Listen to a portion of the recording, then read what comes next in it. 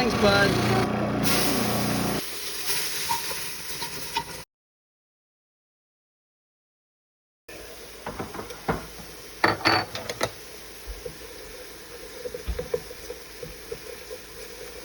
Garlic, of course.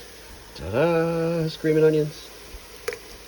And mix it in with the garlic on the bottom, and let it warm up and kind of cook. And then that way it doesn't burn the garlic and add bitterness to your sauce. Eh?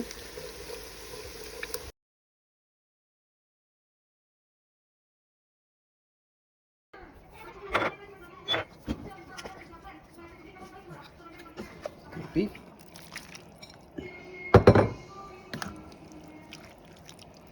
Could do it with the meat or without the meat, doesn't matter. But we like, you know, do this with bolognese, but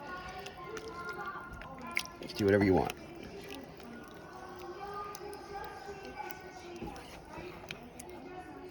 Already looking good.